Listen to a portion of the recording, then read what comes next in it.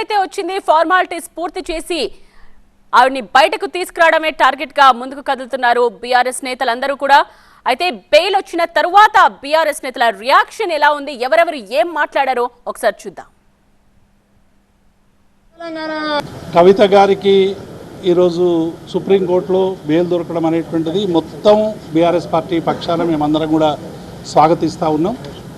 గత 164 రోజులుగా చేయనటువంటి నేరానికి కవితని అటు ఈడీ కానీ సిబిఐ కానీ ఒక రాజకీయపరమైనటువంటి కక్షతో, ఒక పొలిటికల్ వెండెటాతో బారాసాని రాజకీయంగా అణిచివేయాలని కుట్రలో భాగంగానే ఆమె మీద కేసు పెట్టినారనేటువంటి విషయాన్ని మా అధినేత కేసీఆర్ కానీ, మా కేటీఆర్ కానీ, హరీష్ రావు గారు కానీ అనేక సందర్భాల్లో సమాజం ముందు ఉంచినప్పటికీ కూడా అనేక మంది ప్రేలాపనలు పేలి కవిత గారు ఈ అక్టోబర్లో బతుకమ్మ కూడా జైల్లో ఆడుతుందనేటువంటి ఒక దుర్మార్గమైనటువంటి భాషని వాడినటువంటి విషయాన్ని మేము ఈ సందర్భంగా గుర్తు చేస్తూ ఉన్నాం.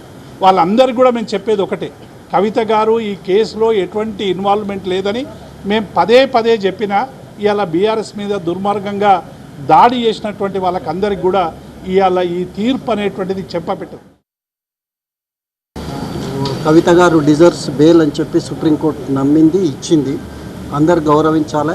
మరి ఈ సందర్భంగా కవిత గారికి బెయిల్ వచ్చినందుకు మేమందరం సంతోషాన్ని వ్యక్తం చేస్తున్నాం. తుది తీర్పు కూడా ఇదే మాదిరి ఉంటుందని ఆశిస్తున్నాం.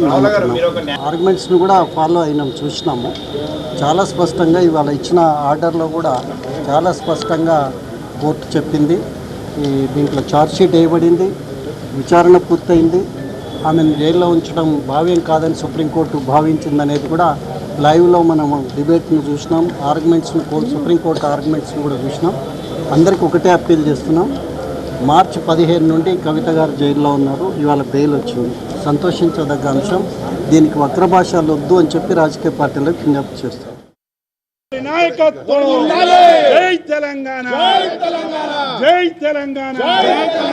జై తెలంగాణ.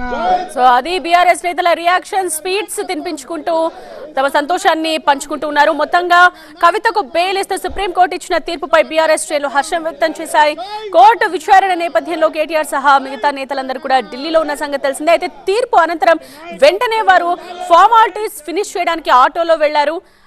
అలాగే సాయంత్రం కల్లా కవిత బెయిల్ పై బయటకు వస్తుందన్న ఆశాభావం అయితే అందరూ వ్యక్తం చేస్తున్నారు. ఢిల్లీ లిక్కర్ కేసులో కవితకు వ్యతిరేకంగా ఎలాంటి సాక్ష్యాలు లేవు, ఇన్నాళ్లకు మా న్యాయ పోరాటం ఫలించింది అంటున్నారు బీఆర్ఎస్ నేతలు. సో జైల్లో కవిత ఇబ్బందులు పడ్డారు, ఆమె ఆరోగ్యం కూడా క్షీణించిందని చెప్తున్నారు. ఇప్పుడు బెయిల్ పై ఆవిడ బయటికి రాబోతున్నందుకు చాలా సంతోషంగా ఉంది అంటున్నారు బీఆర్ఎస్ నేతలు.